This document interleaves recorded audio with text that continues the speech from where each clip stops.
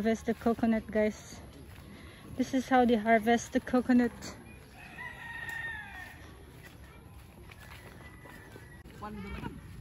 Oh, lagi unta. Sa kamera to. Magtabangan dia.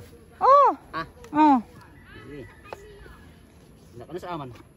Nasa mo free. Merkulis naman, ma'am. Sige. Oh, tagpila kilos lubi ron? 31. 31, wow. Mahal-mahal na. So I guess I have to harvest also my kuan. Daghan ng buingan ni Busbukid. Ito, alibon. Oh.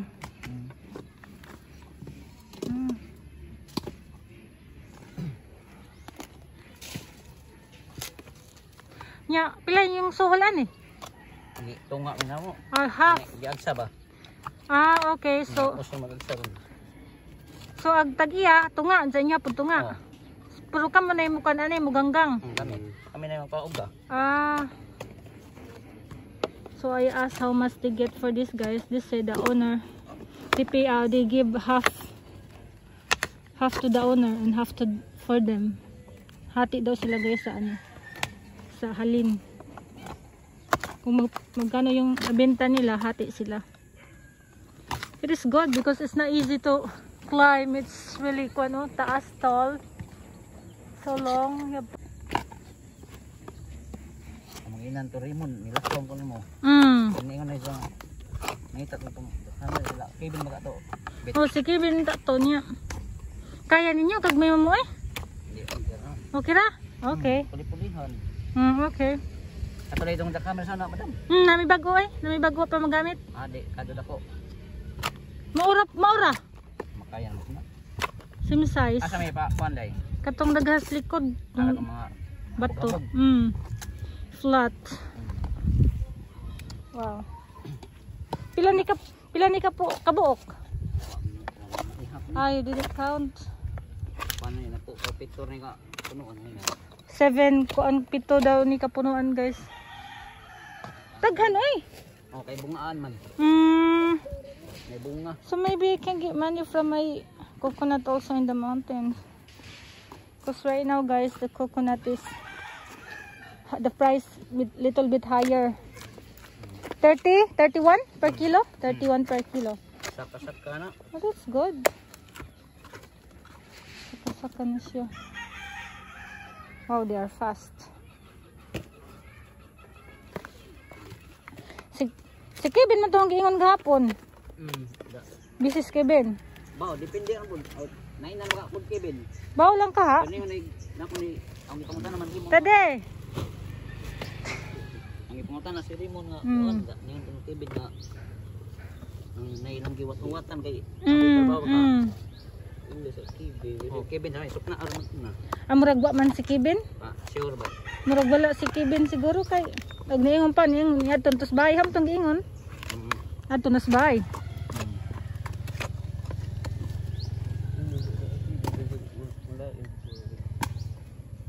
Ay pasok na ramang kuan Rimon. Sige.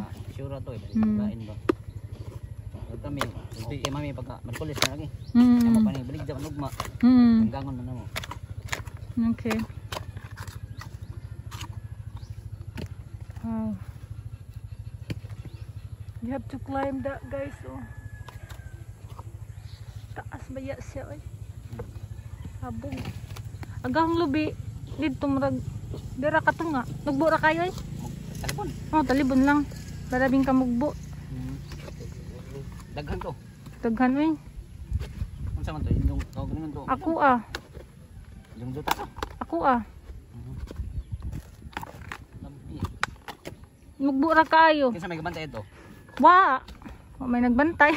Medyo magkwaon. Ano oras yung bay pod? Wow, layo. Mas umahan na ho. Katigdan ra. Dapling yod.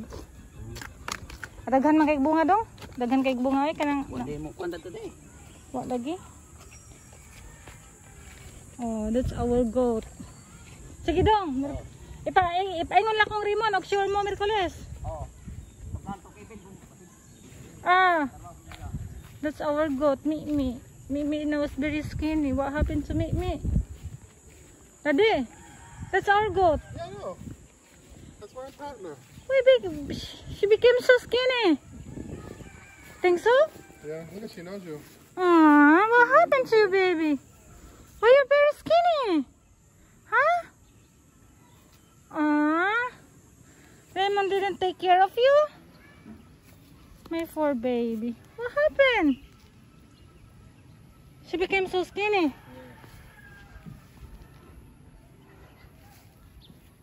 Kuya Bintong become so fat. The other one that Kuya Bintong have become so fat. This one becomes so skinny. She know me. Mimi know me. She wants to come home. You want to come home? What do you think? That's up to her. She's very skinny. Yeah. Because before she, you know, we just feed her. Here she has to do by herself. Yeah. She has to find a food for her. Look, she wants to come with us. Hi. Poor You want baby. to come home with us? You want to go home? Huh, Mimi? You want to go home, Mimi? Poor. Look, she's looking for you. Oh my gee, what happened to you? Did they give you water? Huh? Did they give you water? Huh? Maybe? You're not pregnant yet? I have to admit that Sammy is really good taking care of the animals. Right? We had so many chickens when Sammy was working there. Yeah. My poor baby. She's very skinny, guys. Before Sammy loved the animals. Even the pig, he was so upset when you killed the pig. Yeah. It's like that's when he started drinking after you killed this pig. Yes, true. He said that, oh, I really love this pig. He's blaming me. Him and Lynn fought about the pig because we needed to kill the pig. The plan wasn't to kill that pig, it was to breed it. But you know, just the way things went with the virus and everything, we just said, we'll just kill it. We'll eat it. And Sammy got so attached to that pig, he was so upset. He's so mad. And when he's drunk, he's blaming me. I said, I love this pig, and you just, I came here at your house 3 times a day just to give water of that pig, and you just kill it. Right. I said, my God, what I have to do with that pig? It's so big and eating every day. And he's always drunk. Yeah. So, baby, come here, baby. Come here. You want to go home? Do you want to go home? Huh? Kuya Raymond didn't take care of you? Cool. I'm going to kill Kuya Raymond. You want to go home? What do you think? So, okay. Let's go.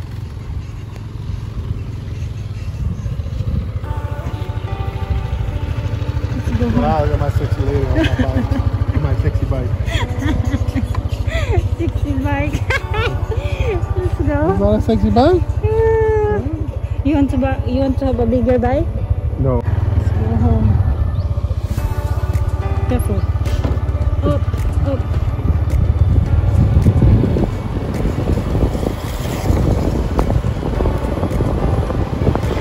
Those kids say that if we can jackhammer. Those kids doing the coconut? Yes, he is our worker before, you know. But he is good and fast. It's very good and fast. Oh, that's the kid that did our wall. Yes, yes, yes, yes, yes.